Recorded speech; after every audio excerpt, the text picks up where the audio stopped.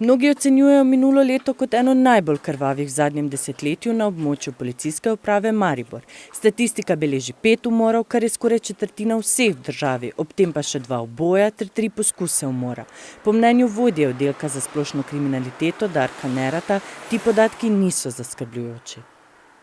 V bistvu po ocenah policijske uprave Maribor ocenjujemo, da je Maribor vseeno varno mesto, kajti število obravnavanih umorov in ubojev v letu 2017 statistično ne odstopa od števila teh obravnavanih dejanj v prejšnjih letih.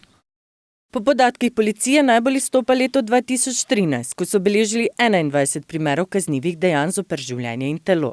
Med njimi kar 10 umorov in 7 poskusov umora. Zabeležili so tudi 2 uboja in 2 poskusa uboja. V letu 2016 so obravnavali 6 umorov, 3 dokončna umora in 3 poskuse. Tako ubojev kot poskuse ubojev pa ni bilo. V večini primerov so bili storilci kaznivega dejanja pod vplivom substanc. Droge so posebno poglavje, ki v bistvu na nek način rezultirajo tudi pri teh hudih kaznivih dejanjih. Če se navežem na umore, smo vsaj v letu 2017 večino teh primerov obravnavali v tem, da smo z preiskavami ugotovili, da je bila prisotna droga ali pa vsaj alkohol, včasih oboje skupaj. Statistika nasilnih kaznivih dejanj nam ne pove realnega stanja, gre razumeti psihoterapeuta Milenka Kovačeviča. Meni se ne zdi toliko, da se povečuje. Meni se bolj zdi, da se povečuje število samomorilnosti, samodestrukcije. Preko smo se pogovarjali, sem vam povedal, da letno na svetu umre okrog 800.000 ljudi od samomora. Se pravi, ljudje sami sebe pokončajo.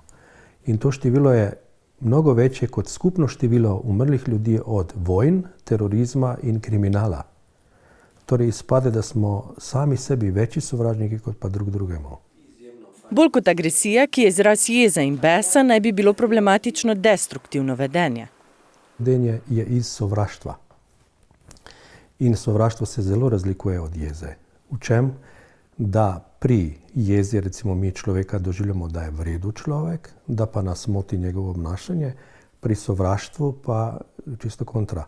Pri sovraštvu človeka doživljamo kot nehumano bitje, hudobno bitje, kot hudiča, kot demona, ki nas po našem prepričanju namerno, brez razloga ogroža, se pravi sovraži, in da bi mi preživeli, mi ga kontra sovražimo in ga želimo uničiti. To je bistvena razlika med agresivnostjo in jezo in destruktivnostjo in sovraštvo.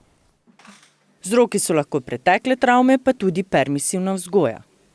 Najbolj pogosto pa je ta vzrok, da recimo v družinah, primarnih družinah, nastaja kot izraz trpinčenih otrok.